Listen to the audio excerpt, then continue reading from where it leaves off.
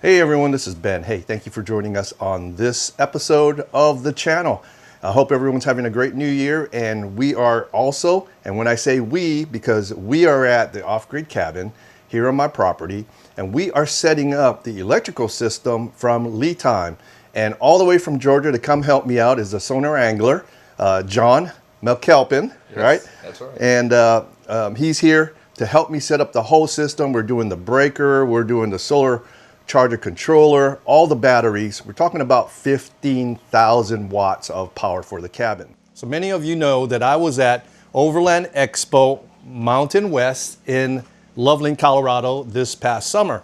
And I was at the LiTime booth, and that's where I met Captain John here. And he is also an ambassador with LiTime. So, you know, we got a chance to spend the weekend together out there. It was a lot of fun. And we actually sold out of every battery there, even the ones on displays, right? Yeah. Yeah. So, but check out LiTime.com. They have everything from chargers, controllers, all lithium batteries, inverters, big batteries like these.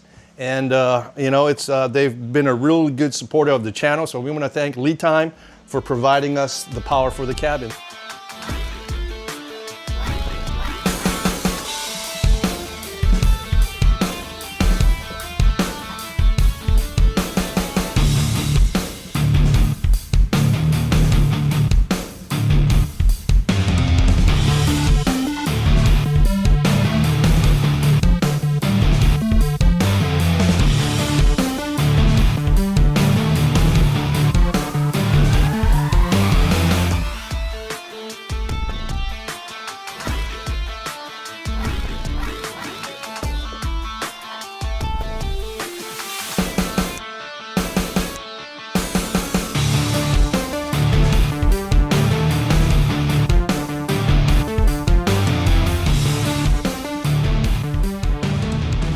So we're looking at the 48 volt, 5,000 watt inverter charger from LiTime, and we're going to open this case up now so that we can get access to the connection points for all of the cabling that goes into this.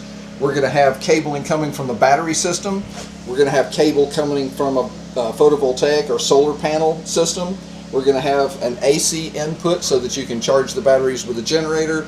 And we'll also have solar input coming into this as well. So a total of 10 wires will be connecting inside this case. And here's how we get access to them. All of the terminals are located here. The battery terminals are located down in this area. And then we'll have the solar input is these two terminals. The AC output is these three terminals.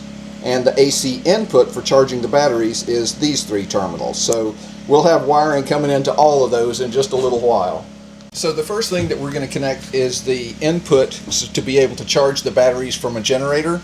This is just a normal pigtail plug, a 3-prong plug like you'd normally use in a normal receptacle. And then on the other end, we've already placed ferrules on each of the 3 wires. We've got a green for ground, black for load, and white for neutral wire. And these 3 will go directly into these first 3 terminals in the inverter. So we'll be connecting that up here in just a moment. So that would be AC input, correct? This is AC input, okay. That's correct. So we're just connecting up, this is going to be our grounding wire. This large cable here, this is a 6-gauge wire that's going to run to a grounding rod outside the cabin.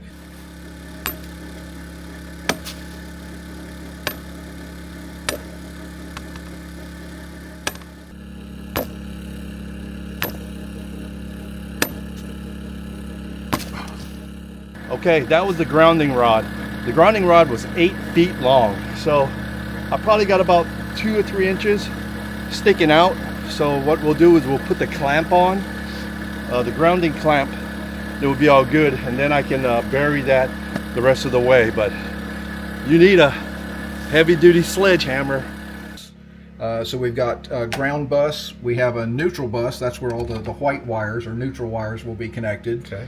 And then we'll also have the load or hot wire that'll come in on one of these lugs that'll provide power to each of these circuit breakers. And you've got lights for the cabin on one of the circuit breakers and receptacles on the other. Okay, so pretty much all receptacles. I don't have a I'll just put some lamps or something in there or something. I was thinking about the light fixture that's Oh, installed up up in the ceiling. That's the only light fixture I got.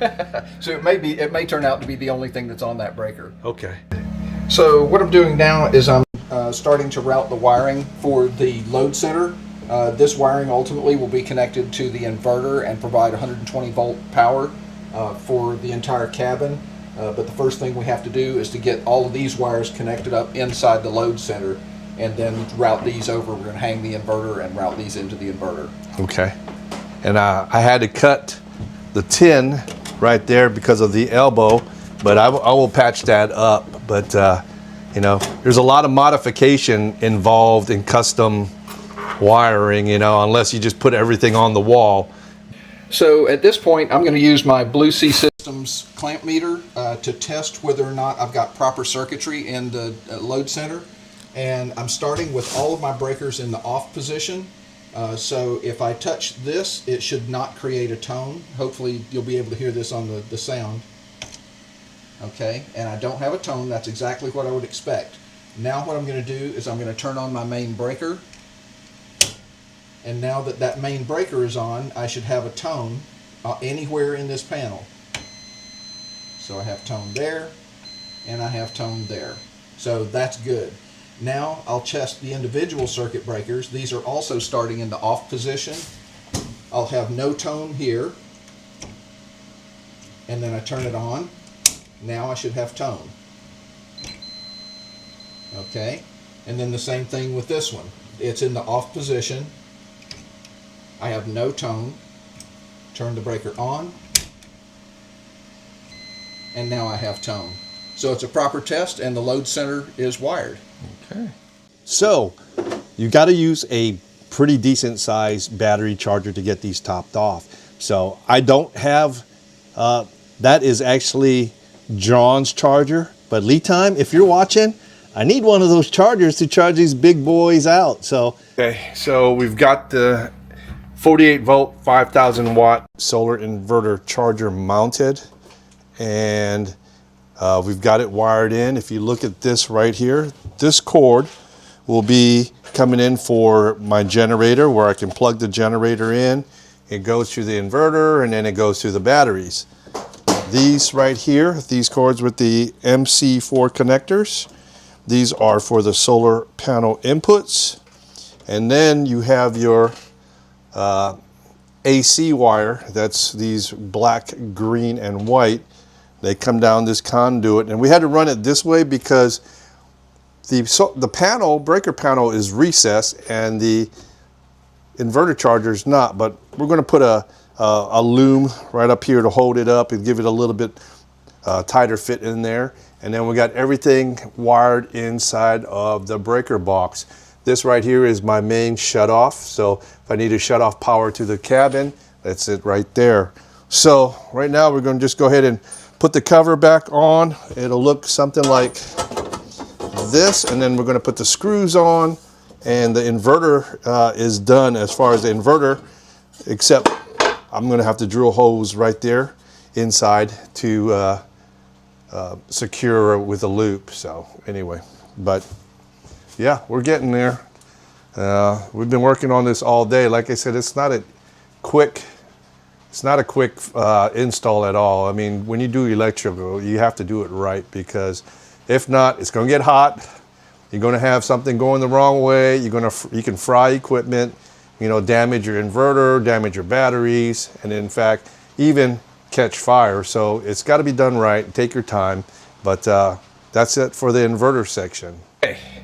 So we just buttoned up the 48 volt 5000 watt solar inverter charger from LiTime.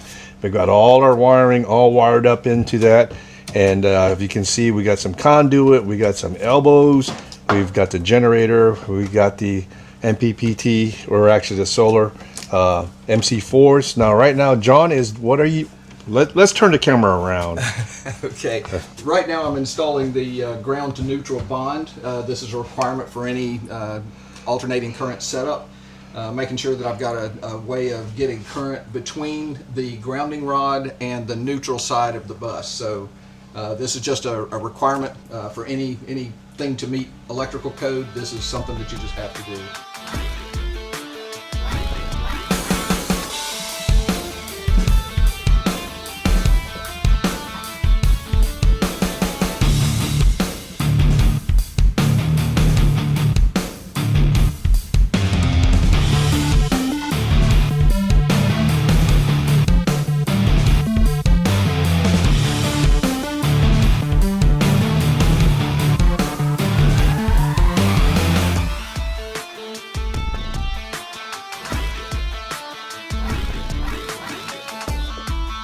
All right, so we got everything all stacked up. Like I said, these batteries are close. I think they're over 100 pounds each.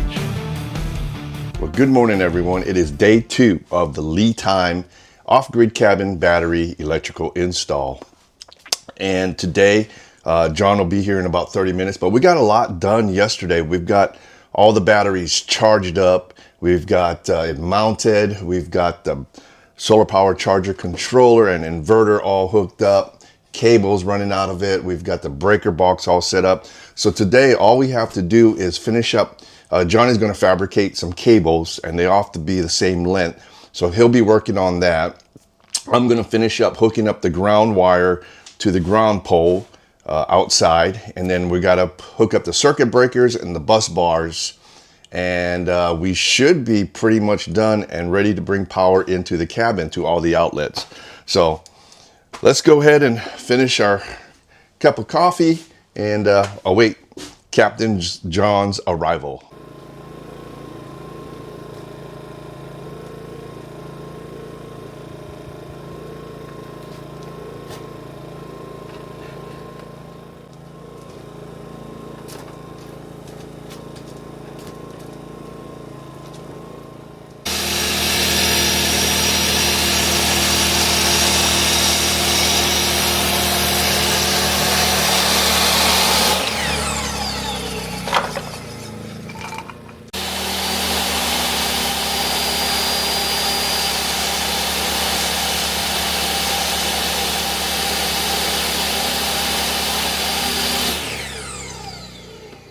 Okay, so now what we are doing, we are building a platform over the batteries because it'll give us a place to mount the circuit breakers and the bus bars. So this is what it looks like unfinished, but what I did is I had John cut me my cedar, and I used that to cover that section right there. And then of course we're gonna have some on the top, but basically the bus bars and the circuit breakers are going to be mounted on this side. So, you know, what do you guys think? Let me know in the comments and in the description box below. But John is available for hire, so I'll put his links and everything. So if you got a system that you need set up, you know, you can contact him directly. And when you're setting up a system like this, you know, a lot of these battery companies give you cables that are, what, 6 gauge or 4. They're not very, I say, conducive for something this big, and we would have to use 2 gauge. So we're going to mount these circuit breakers on the side of the saddle, just like that, and that gives it a good mounting spot. And then the cables, John had cut or made cables or fabricated cables to be the same length. You don't want cables to be one longer than the other because they all have to be even, because electricity is going to always take the path of the shortest resistance. So the longer the cable, the more power that it's going to have to draw out of that cable versus a shorter one. So if they're all short, they're going to draw the batteries all together at the same time, evenly. So that's why having cables at the same length is very important. Okay, so John is holding some circuit breakers right up here, and they're 2 different, and he's going to tell you why they're 2 different circuit breakers. So each battery is going to have a separate circuit breaker on it. Some batteries come with a circuit breaker built in, and some don't. These particular batteries don't have a built-in circuit breaker, so we're going to add one on the outside of each battery. Okay. And those are going to be 125 amp circuit breakers, DC rated. And then once we have the entire battery bank connected, we'll have another cable that runs to the inverter, and it needs much higher amperage because we're pulling from the whole battery bank, not just an individual battery. And that circuit breaker is rated at 160 amps. Okay, is that a minimum or is that a maximum they should consider? Or, you know, so the way these are configured, you're basically trying to make sure that you've got the circuit breaker sized so that it will cut off the power before you generate too much resistance and heat in the cables. Okay. So these are used for safety of the system. Okay. So 160 is a good number for these batteries? For this particular bank size and for this particular inverter, yes. Okay. But the key thing is to make sure that the cables that you're using are not going to overheat and cause any kind of issues. Okay, awesome. So in this video, you know, if you have any questions on this setup, I'll answer them the best I can, but also I will link John's email or his channel, and if you want to get more in depth about this kind of stuff, because he has way more knowledge than I am. You know, I'm a knuckle dragger. I can fix things and fabricate things. This kind of stuff right here takes a little bit of planning, and you just don't go out and buy a circuit breaker, buy cables. There has to be what size batteries you're going to use, what size inverters you use, and what size solar panels you're going to, you know, most of us overlanders, we have solar panels that are foldable. We just open them up, plug them into our power station, or plug them into our lithium batteries with the MPPT controller, and that's fine. A lot of plug and play, but these are plug and play. But because you're dealing with so much power, volts, amps, it's not something you want to mess around with, and you need to plan that properly. So he has more experience doing that than I do. So if you have any questions on any of that stuff, I'll link his contact email in there, as well as his channel. And you should always feel ready to consult an electrician. If you're not sure, have an electrician do this work. Right. And a good thing to have too is like what I have at the cabin, a smoke detector, a carbon monoxide detector, and of course a fire extinguisher. Now this system is going to have a shutoff as well, so I will show you that in a little bit when we get to that point. But you know, safety is your biggest concerns when you set up power, massive power, just like that.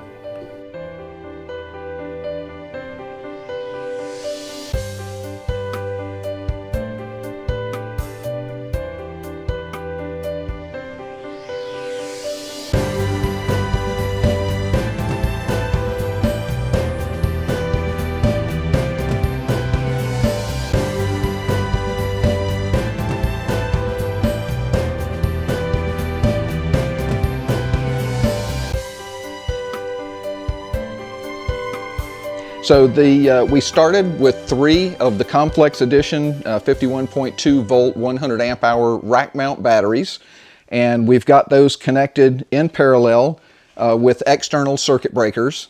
All of those are feeding bus bars, which then feed up into this 48 volt 5,000 watt inverter.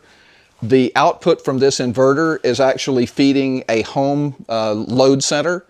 So we're expecting, when we get this all working, that all the receptacles and lights in the cabin here at the homestead for Semper Gumbie will be operational for the very first time. So we're looking forward to powering this up, and we'll see just how it all works out. Now, just for people that are looking to do something like for an off-grid cabin, a lot of them use 100 amp hour batteries. Now they see that 100 amp hours, but then you see a 12.8 volt battery. Can you kind of let them, or kind of distinguish the difference between, and how many batteries is that equal to for this? Sure. So all of the cells inside of most of the 12 volt batteries and the 48 volt batteries, they use very similar lithium iron phosphate cells. So what makes the difference is how they connect them inside the case. In the case of the 12 volt batteries, they use typically 4 cells, and when you add up the voltage from those 4 cells, it adds up to 12.8 volts nominal. On batteries like this, they put additional cells in them that are also connected in series, and when those are all added up, it adds up, in this case, to 51.2 volts nominal. So it's just a matter of how many cells they put in the battery and how they're connected. In this case, they connect the internal cells are connected in series. If you were to try to compare the amount of power from, say, a 12.8 volt lithium iron phosphate battery to one of these, each one of these batteries is roughly equivalent in terms of wattage to 4 times what you would get out of a 12.8 volt nominal battery. So basically 4 of those batteries is one of these batteries. So you're basically looking at 12 12-volt lithium iron phosphate batteries. They weigh as much as 12 of those batteries, I tell you that. They are heavy. Each one of these weighs just about 100 pounds. I think the spec on them is 99 pounds, but when you're lifting them, it feels every bit of 100 pounds when you're trying to pick them up. And all of these, we've got heavy gauge cable. This is 2-gauge cable that we're connecting each of the batteries to a circuit breaker. The circuit breakers we're using from each battery is 125 amps in order to protect all the wiring. That feeds into a bus bar, which has also a 2-gauge wire feeding the inverter. That's also on a 160 amp circuit breaker. So all of that can go to this, which we've connected into a home load center over here, which should energize everything in the cabin here at the Semper Gumbie homestead. And that will provide, we've got a main breaker here, and we've got branch circuits for receptacles, lights, and so forth, just like you would in any normal home. And we're just about ready to power this thing up and give it a try. So I'll say sign off for the moment here. We'll get some testing done. So the first thing that I'm going to do is power on each of the batteries one at a time and just make sure that I get a valid display, make sure that it's powering up properly, and then I'll move on to the next step. There are a few steps in the power up sequence, and I'm going to take them one at a time.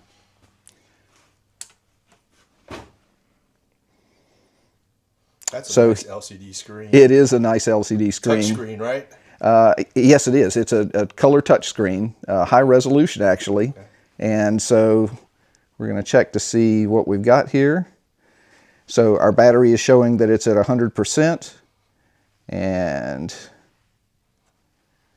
it's showing that it's a LiTime 51.2 volt 100 amp hour ComFlex Edition battery. Okay. Okay, so we'll move on to the next one.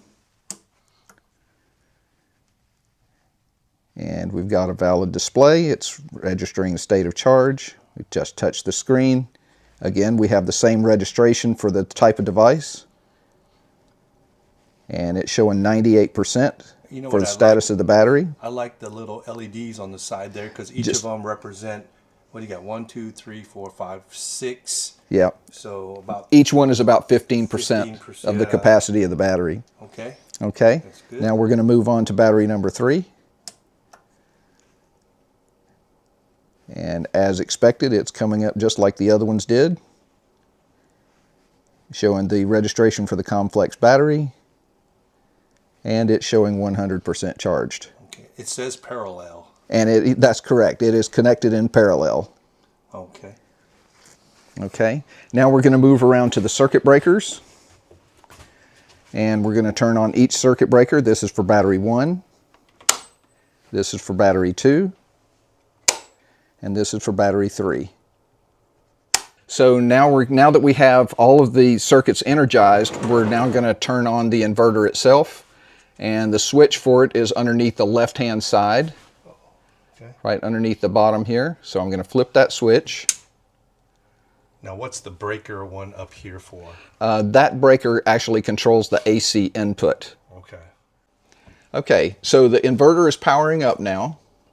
And in just a moment, it should be able to provide power to our load center. Okay, so what we got, now what numbers we got on there? We have some numbers on here, but we haven't connected the communication cables yet. Okay. So right now, it knows the voltage that's coming in, but it doesn't know the state of charge of the batteries because we don't have the communication cables installed just yet. Okay. So and what they heard come on is the cooling fans.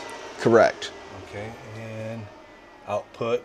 So right now it's starting to register what kind of voltage that it's producing. The voltage output is 120 volts of alternating current, or AC, and it's pulling in 53.4 volts of DC power from the batteries. Okay. So now we're going to come over to our load center, and we're going to turn on the main breaker first.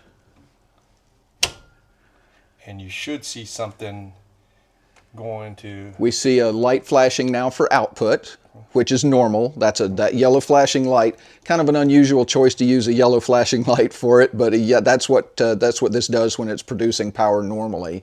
Okay. Now I'm going to turn on the 2 branch circuit breakers. So there are a lot of settings available on this unit, and so you'll need to go through and make sure that all of the settings are appropriate for your particular application.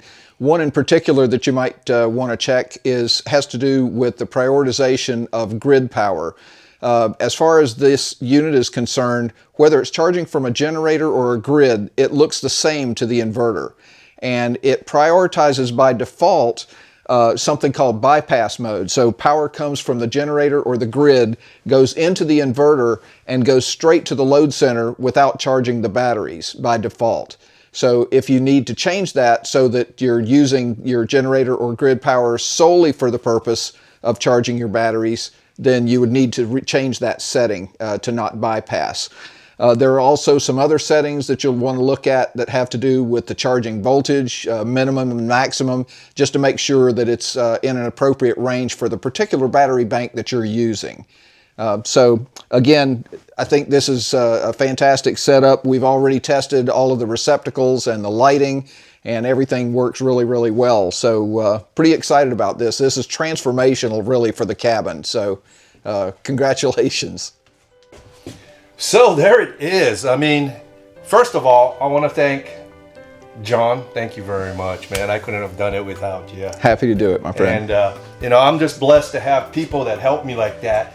And that's part of the things on YouTube and just being out in the community. You meet great people, and I've met some really great people. And I've started my 2026 in the right way because of John. He also brought me some M&Ms, and he brought Hoku some treats. So all you Hoku lovers, he did bring her some pepperonis, and he also brought me a huge bag of M&M peanuts. And you know, I love M&M peanuts. But anyway, also we want to thank LiTime for providing the batteries and the inverter for this build.